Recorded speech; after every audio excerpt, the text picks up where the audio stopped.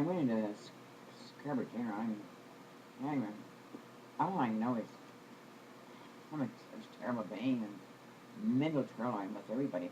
I was always everybody's best friend. Everybody was talking to me in restaurants and wherever I went. I said, everybody, I seemed to hide my face. Everybody started talking to strangers would come over and sit beside me. And all of a sudden, so I went to see um, on my own. Now, I'm mixed up on names. It's either Dr. Gerber or Dr. Galber. Dr. Arnold sent me to a gynecologist at Sunnybrook. I had collapsed in emergency, and this doctor noticed that I had a prolapse of the uterus sticking out like an egg. She said, how long has this been going on? And I said, for about 7 months. My own doctor told me to just push it up in my hand. She says, what? She told you to just push it up. It looked like a big egg, like a goose egg. She said, oh my God. She gave me a referral and told me to give this to Dr. Arnold for me to see a gynecologist immediately.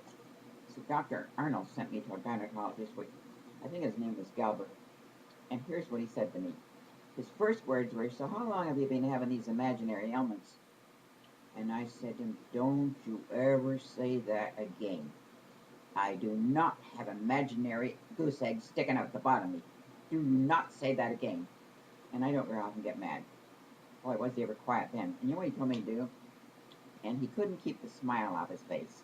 He says, I want you to get a big candle and shove it up there and keep tightening on it. And he was in hysterics. He had to turn his head. He thought this was so funny. He says, stick up a big candle, and he says, just tighten on it and tighten on it every time you think about it. And he had to turn from me. He thought this was so humorous. He gave me one more appointment to come back. Remember, Dr. Arnold had now sent him to me because she contacted Dr. Arnold to send me. So I came back to him and everything, and again he said something sarcastic to me, and I says, Doctor, I want to thank you for telling me about the candles, you know. I'll tell you, the bigger the candle, the more of a thrill I got each time.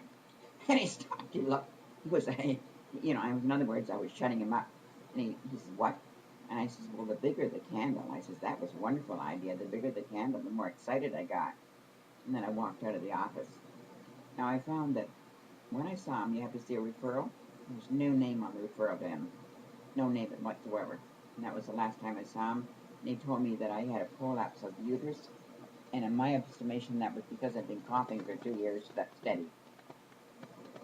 On my own, at the same time, I was seeing Dr. Arnold. And I told Dr. Arnold that I'm so stressed.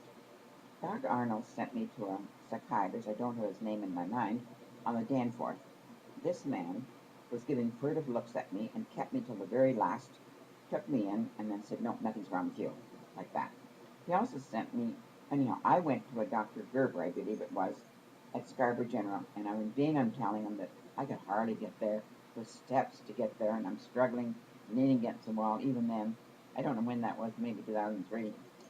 And I went in, and he had an assistant called Shelley. Dr. Gerber, so sarcastic to me. And right away, I'm now beginning to realize all these things going on. Everybody's like this to me. Insulting to me. And he says, I won't be talking to you. You'll be talking to Shelley. So I talked to Shelley, and I'm trying to tell him about my medical problems and about everything's sending me away. And I found there was a hookup system where he could hear everything in his office. So I said something outstanding to her one day, and he came in and he said, so you think that's what happened, do you? He talked in that tone of voice. And anyhow, when he left, she whispered to me, get away from me, get away, don't come back. And I thought she was being hostile to me, you know, telling me not to come back. She says, leave, get away, get away. Now I realize. But while I was seeing him, I had this gangrenous appendix out, which I didn't know was gangrenous. I only knew the surgeon told me that I must have been in horrible pain. I'm still in great danger, and about the pockets of infection. So I phoned Dr. Galber, and I said, I've been coming in, and I tell you, I was in pain, and I told him my appendix out and what the surgeon said. He said, you're always seeing 47 doctors anyhow. What do you expect me to do? That was the last time I saw him. That's what he actually said to me, 47 doctors. So, one of these things came up. Now, on June the 6th of 2009, when my air conditioning shut out in my car, I couldn't get it repaired. Brighton mechanics weren't repairing it. I was smothering a day, and I went in this office, and please, I said, "Here in your air conditioning." It was a doctor's office. I just sit to get my breath. Next thing I know, 3 police cars pulled up. Badge number 9812 said, "You're coming whether you want it or not." I said, "I'm feeling better now, and I'm not going to with you." He pulled his 2 men, one of them, put my hands behind my back, put handcuffs on me. I had a fractured hip. They pulled me through the doorway. I fell. On the way to the cruiser. They threw me in. I couldn't breathe. I had to be very, very still, not moving, all the way to North York Hospital.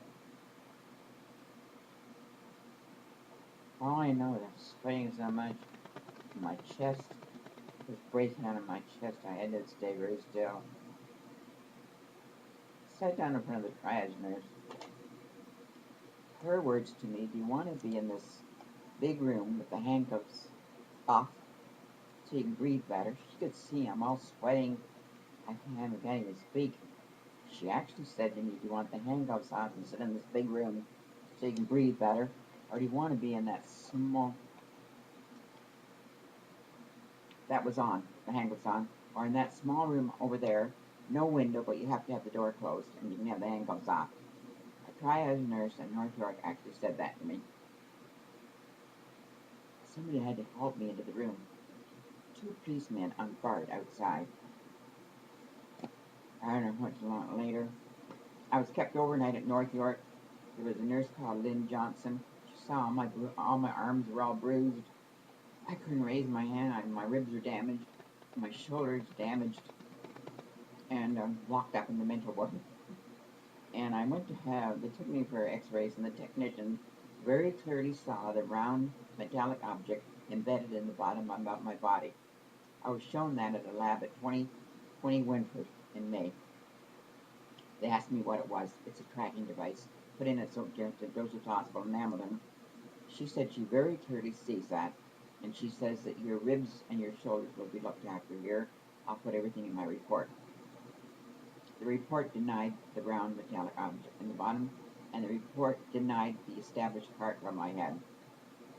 I then bought my records off North York, and I found all the way through. For instance, it says in 1999 and 2000, I saw a Dr. Brian Katz, who's a psychiatrist. He put in his report that I saw him several times, all listed there, and it said, delusion and everything, but it said I arrived by ambulance, chest pains and short of breath, and referred to psychiatry. That's an admittance of my heart and a denial of me getting any medical care. It shows right there.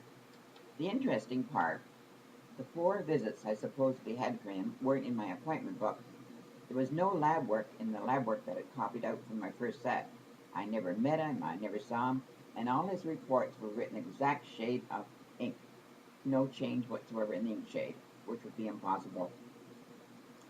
I also found in the North York records another doctor, Peter Grant. He's the one I supposedly saw on the Friday. That was 2 days before I saw Dr. Schapp. He is writing the same thing, almost the same words. He's in 2001, and the other doctor was in 1999 and 2000, and they're saying almost the same words in their reports. He says that I arrived by ambulance with short of breath and chest pains and was referred to psychiatry. And then they both use the same word, flamboyant. Now, how often does anybody ever use flamboyant? And these were years apart. They're both using the word flamboyant. And Dr. Peter Grant, I never saw him. I wasn't there on the Friday. I was there on the Sunday. And it was in the first set of OHIP records that I saw Dr. Sheps on the Sunday.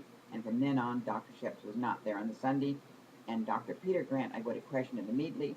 Dr. Brian Kent, I would have questioned him immediately if I saw those names. They weren't in the first set. I contacted both of those doctors. I wrote them and I said, "This is interesting, but why would you send me to psychiatrists if you did see me on those dates? And when you said that I had chest pains?" No answer from either one of them.